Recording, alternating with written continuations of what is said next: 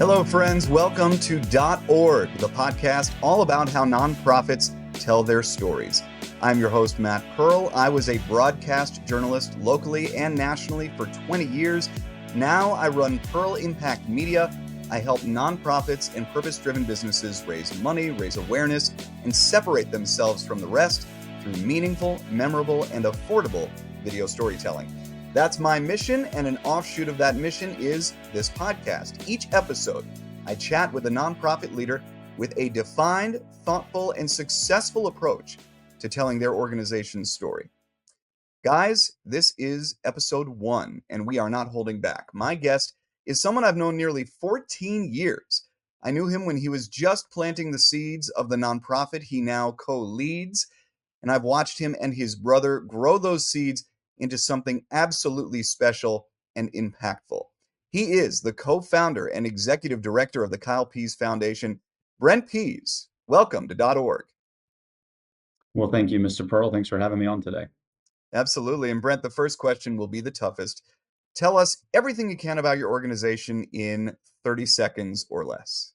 Well, you do know we do 14-hour endurance races, so 30 seconds or less is not really our cup of tea. But no, the Kyle Pease Foundation is a 501c3 not-for-profit whose mission is to improve the lives of people with disabilities through sports and beyond. So we've been serving the disabled population since 2011, creating finish line experiences and now experiences beyond that finish. That's great. And tell a little bit about your backstory, how you got into this with your brother Kyle, who again I've known you both for a long time, a very special bond, and yeah, just give us a little window into how the two of you got started with this. Well, you were the original, so we appreciate you always putting a spotlight on what we do. But I was just going through a personal journey of self-improvement, which coincided with the completion of my first Ironman in 2010, and it was a real eye-opening experience for Kyle, not only for what I went through, but for what he watched everybody else going through, and completing what is a 140.6-mile race, and asked afterwards, can people in wheelchairs do Ironman? And that became the catalyst for what the Kyle Pease Foundation is. I mean, it was born out of Kyle wanting to be included, which endurance sports we can get into are wonderful at doing that. But it became much more about how many we can include and bring along in this journey with us. All right. So as I mentioned, you alluded to, I've known you both a long time. Back in 2011, I was a reporter at the NBC affiliate in Atlanta, WXIA TV, and I was told about 3 brothers in Atlanta, you, Kyle, and Kyle's twin brother, Evan, taking on a triathlon in Tampa St. Pete. And of course, Kyle would be doing so in a wheelchair as he has cerebral palsy. I did 3 stories on you guys then one more when you started your foundation shortly after. And, the reason I wanted you on the podcast, Brent, was because as you guys have grown, and it's just you and Kyle now, but as you have grown, storytelling has always seemed from the outside integral to your growth, especially video storytelling, which obviously I have a soft spot for. Take me back to the start and the role that just telling your story played in building your foundation. So, you and I are in that sweet spot where we both needed we needed a .edu email address to join Facebook. And so Facebook was already a thing. And when we first started, it was how do we get more eyeballs on what we're doing? And so I think we kind of just lucked into it that we were trying to get eyeballs on what we were doing. We were literally asking for likes on Facebook, and that what we realized was just the impact of getting people to notice what we were doing. And perhaps maybe it's gone completely the other way in the world we live in, but it is currency. And you think about the stories that we did with you, the attention that created around both what we were doing on a personal level and eventually for the foundation. It's just always been part of it. So I think, mentioning Facebook, it was already the bones were already there for the Kyle Pease Foundation to self-promote through its own channels, in addition to some traditional mediums, TV at the time, newspaper even still, of just trying to get that story out there. So it was really just part of the world we were already living in. And we were fortunate that we had a story that it wasn't just that we were curing some disease. We were just saying, hey, there's a community need and we're part of that conversation now. And please come take a look at what we're doing, and even getting others like yourself involved to help continue to promote that and share that story. I'm curious for you, obviously that was, not too long ago, but certainly it feels like a world ago where Facebook and traditional broadcast media were very important cornerstones to how you built your following. I'm curious if you were starting in 2025, would your strategy be similar? Would you be looking at different social media platforms? How would you attempt to build your following now? Well, that's a great question. I mean, the first thing is I would tell people to just be consistent with it, because there's so much out there. It may not be the first or the 10th or even the 100th time that people notice you. It may be the 1,000th time, so being consistent in how you put it out there. And there's creative ways to do that now. I mean, Instagram is a great example with Reels. You can do your own, if you've got an iPhone, you can at least get something out there. It may not be the professional level that you can offer or what you're trying to create with Pearl Impact Media. It may not be an NBC affiliate that gives you a 3-part series, which we didn't realize at the time was an eternity in terms of time that the airtime we were given. So just be consistent with it, get it out there. There's lots of different tools, and I would utilize all of them because you need to meet the audience where they are, and they're everywhere now. We still utilize Facebook. It's one of our most engaged audiences, so that may not work for every nonprofit, but it does work for us. Instagram is a very organic group for us, but it's very engaged within kind of these small silos of, okay, we just raised, everybody who was with us is sharing and liking and putting it out there. So be really consistent with it, and then you'll start to learn how you can be purpose driven. I liked what you said about what you're doing. Just start getting it out there, and you start to notice what captures people's attention. And so for us, it was the racing. We were out racing in the community, first as individuals and later as a nonprofit, as a .org, and getting that out to people to say, hey, here's what we're doing in the community, became a really effective way for us to then elevate that beyond where an NBC might pick it up, or some other mediums that do still get those messages out there. You have more than 8,000 followers on Facebook now, also more than 8,000 on Instagram, nearly 2,000 on LinkedIn. I'm curious how you guys divide your time now and where you have found you've gotten the most bang for your buck in terms of the types of posts or the types of content that you're putting out there. So for us, in our space, and I'm speaking about serving people with disabilities, the answer is always it depends. Kyle's needs, Emmanuel, Justin, some of these athletes that we serve, the needs are always changing, they're always evolving. And so the same is true for us with social media, with getting the story out there. For example, LinkedIn is a tremendous way to get our board members to share because they get amazing engagement. We have a mature board now at this point, and so they're the ones I want putting content out on LinkedIn if they're willing to do it. Instagram, Facebook, and our newsletter, where we'll share links to this, where we'll share videos, those are ways that we'll actually share a lot of the same content because we see that, you know, a picture, for example, like the one over my shoulder here from when Kyle and I did Hawaii, um, that image was very powerful when we had it.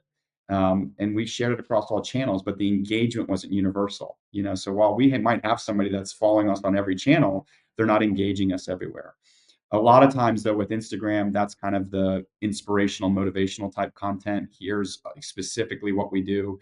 Facebook is that, plus a lot of just what our core constituents, we'll call them, like to engage. So we post photos from every race. They can go in and get them for free and download them. So our Facebook is a treasure trove of content, as I always say. LinkedIn is probably more business driven. We need volunteers, we need donations, and we do the same with our newsletter as well. So it just depends on where we're looking, but there's consistency across all the channels as well as a little bit of diversity. I really love that sense of you put a lot out there. It's trial and error to a lot of the degree. And I think that is a thing that not everyone wants to hear when they're getting into this because, you want to have some certainty that what you're doing is going to work out.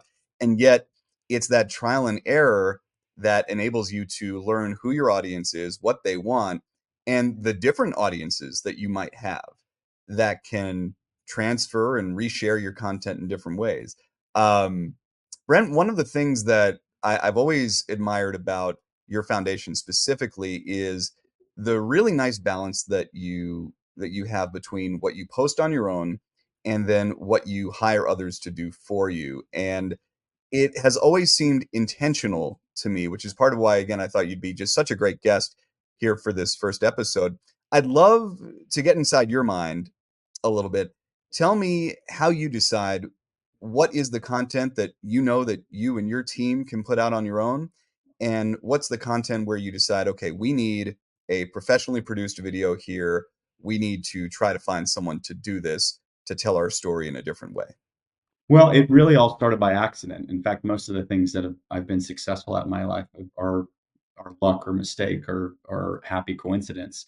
But after the first couple of years, the story got told in a lot of different ways, and I'm speaking specifically to me and Kyle. And so we would have like the story that you mentioned that we did with you. We had um, almost every channel in 2013 in Atlanta, Fox, CBS, they all featured us at some point that year because Kyle and I were doing some big things. And what I started to realize is that people loved just engaging with it, and they loved when they were part of it.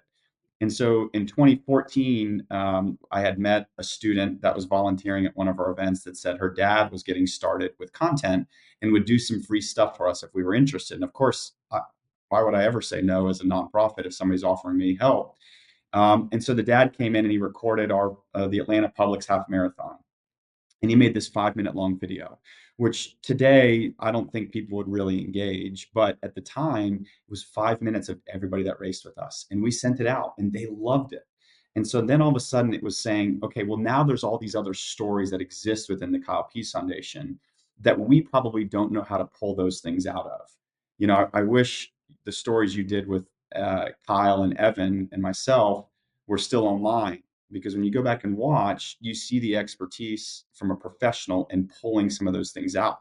We might have just looked at it and said, we're doing a triathlon, we think we're cool, here's a video. But what you were doing is saying, here's the things that interest our viewers from a human interest piece. And we get the same thing from professionals where we say, hey, we're doing X, Y, and Z this year, and we've got a budget. We want to spend money now because of the things we saw early on, the way people engaged it and the way they enjoyed it too. And so that's when we would seek out professionals to say, hey, we're doing whatever, like I said, whatever this year. And we had some folks we worked with that said, let's do a day in the life series. Let's talk about what it's like to just live with a disability and be part of this organization. So if you look at those videos, it's like 10 seconds of Kyle Pease Foundation and 4 minutes of this is what my life is like to be this person. I can't do that. Not only do I not know how to do it from a production value standpoint, but how do we just do that in the right way? So it's a little bit of both. The quickly capture with a cell phone, we do a ton of stuff constantly, as any organization does. That's easy. Film it, see what sticks, go with it. The stuff where we want to get a little bit deeper, I want to get folks like yourself involved that can help tell that story in an authentic way. Well, and what I remember about those stories with the three of you back way back when was that, I think the obvious story is that here are these three brothers. One of them is in a wheelchair and they're going to team up together and do this triathlon, right? But what I remember about that story, specifically the first one, but I would say all of them to some degree, was just how funny you guys were when you guys got together. And it was funny, I found a post, I think Evan might have wrote it.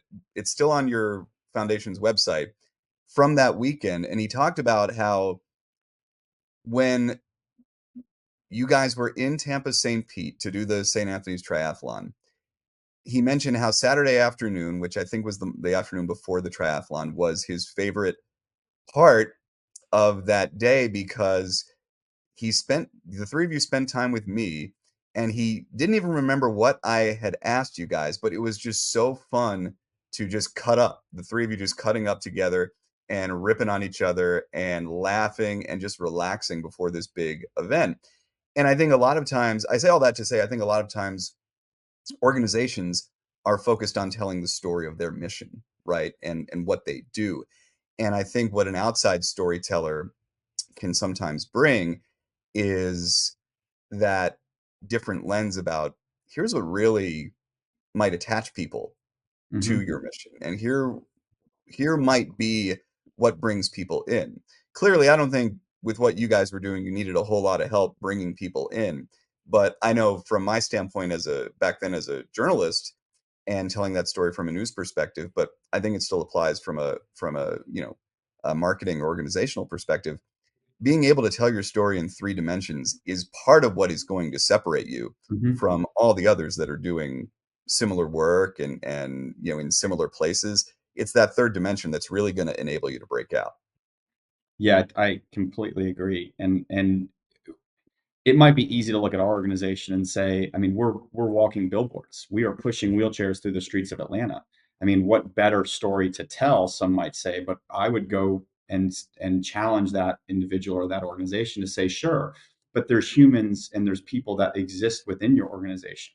You know, the person who just checks somebody in at a race might have an incredibly compelling story. I mean, our operations manager, Zach, who's been working with us for 2.5 years, he has a connection to the disability community, and he has this incredible story of how he got the job, that he was just showing up to see an event and ended up pushing a wheelchair for 13.1 miles. Like, what a great story to get on camera. That sure, Zach has a job. He packs the truck, he organizes and gets all this information out for everybody to make sure the events operate smoothly, but he's already got a connection to this community, and that everybody does, to the organizations they serve. I mean, you have to be passionate about the company that you're working for, volunteering for, whatever, because it's a labor of love. And so I totally agree with you. Telling that in three-dimensional, that it's more than just the mission. It's more, or for us, it's more than just the wheelchair. There's a person in it, there's a person behind it, and there's another person behind all of that, making the whole thing go. And those are wonderful stories to get out in the community, in the universe. He is Brent Pease. I am Matt Pearl. This is .org, the podcast about how nonprofits tell their stories. Let me take 30 seconds to tell you about how I tell stories. I was a journalist for many years. I traveled the world, covered the Olympics 3 times, covered the Kyle Pease Foundation, and won national awards for video journalism, mostly for stories about solutions to the important issues facing our communities. Now I get to work directly with the people and organizations providing those solutions. At Pearl Impact Media, I provide meaningful, memorable video storytelling for nonprofits and purpose driven businesses. Maybe you want to raise funds, maybe you want to raise awareness, maybe you want to showcase your services in ways only video can do. I am based in Atlanta, but have worked with clients across the country. I would love to work with you. Head to my website at pearlimpactmedia.com to schedule a free consultation. And we bring back Brent. Brent, I wanted to get into maybe the biggest endeavor that you've undertaken from a storytelling standpoint this fall. Talk about your partnership with Hyundai and the project they funded. So you might have some questions that come up this. So let me just tell it the way it all came together, and then stop me at any time, or poke those questions in there that'll help the folks coming to learn more about how to do this and how to be in Yeah. this space with what you're doing. So in 2021, I got a very random message on social media basically saying, we want you in this advertisement campaign for Hyundai. And I was like, this has got to be spam. What global car company would want us? And I sent it to a few people, and they said, no, this looks real. In fact, I've looked up the company. You should reply. So I replied. And to make that long story short, it was a ad campaign built around real Hyundai drivers and employees. And we were all photographed by Annie Leibovitz. So career achievement unlocked, maybe the biggest rock star achievement of my life. But it opened up a relationship with Hyundai. And so we talked a lot about, where we see and getting the story out, how we think about it. So Kyle and I decided that we were going to go back to Hawaii in 2024. And so I reached out to Hyundai and said, hey, I've got this idea. Would you be interested in talking to me about it? And so what I asked them for And this occurred over a series of like 6 or 8 months. It was not a very quick conversation, but I said, here's my idea. Let's partner with a local dealer. I'll never buy another car anyways. The attention we got and the opportunity with Annie and with your company was incredible. Like, I'm a Hyundai driver for life. And but let's partner with a local dealer. Give us the free lease. We'll drive like a new car around Atlanta. We'll promote it, and then help me produce content, probably at a level unlike anything we could afford. Nonprofits, it's just not something we budget in that type of way. And so we went back and forth again over a period of months, and then they basically said, "Okay, we'll give you the money, but we're also going to give you a car." And we just think the world of the work you're doing, we think this will help the organization. And so, a car was donated and the cash considerations to not only support the organization, I mean, they donated more than just the cost of the content. And so that created this opportunity to work with a company called Chispa House to produce content, centered around Hyundai, of course, but also around the story of us going back to Kona and what the organization was doing with that. And so it's almost 70 minutes of content. It's closer to a long form documentary than anything. My goal, though, was that I was hopeful that partnering with a global car company would give us the opportunity to get more brands involved. Especially established nonprofits getting money from, large foundations, large institutions. A lot of times, an institution will come in the effort to engage other non foundations, family foundations, giving trees to help grow what that giving looks for. Think about a campaign for a hospital. There's the title name, and then there's a list of all the people going down the line who are part of it as well. There's a desire to be part of that. And I was hopeful that the content would do that. It didn't happen in a viral way. I really thought, again, because they were promoting it on their channel. So I thought maybe that would do it. What I feel like is that long form was hard to keep people engaged in this short attention span era. So getting somebody to watch all 10 minutes of a video didn't always happen, but I got those eyeballs for a little bit. And I found for us that, some of our best content is years old. If you go onto our YouTube channel where most of our video content, like what you're talking about, where it lives, there's videos from, 2017 and 18 that people still watch. There's videos from 2021, 2022 that we're still using to send out to donors. So we get this amazing content that we've paid for or that a partner has paid for, and we're utilizing it for years. I mean, those early Publix videos, I think the first really big one we did was 2017, where we paid for and had professional content. We used that video for 4 or 5 years, where we would send it out and say, "This is what we do. Watch this 3-minute video. This is exactly who we are." So the partnership with Hyundai, I thought that it would be there, but what I think is that while I may not have added any additional partners this year, or new giving opportunities, I think the long tail effect of that content now living on our channels, I think we still don't know the impact that it's going to create for our organization. I think that's such a great point, Brent. I can tell you just in, 15 years of having professional Facebook and Twitter accounts, I am always surprised with how often I'll get a notification saying someone liked or shared your video from 2016 or from 2013. And, sometimes a year anniversary comes up and somebody says, "Oh, I remember when Matt did this story," and, reshares it. And with YouTube, especially, you just don't know how the algorithm is going to take hold. And a video that might not have a huge first shelf life might find a second shelf life down the road. So I just think that's a really, really good point. It's also, clearly a kind of partnership and a kind of production like that is certainly beyond the scope of most nonprofits where they are, right?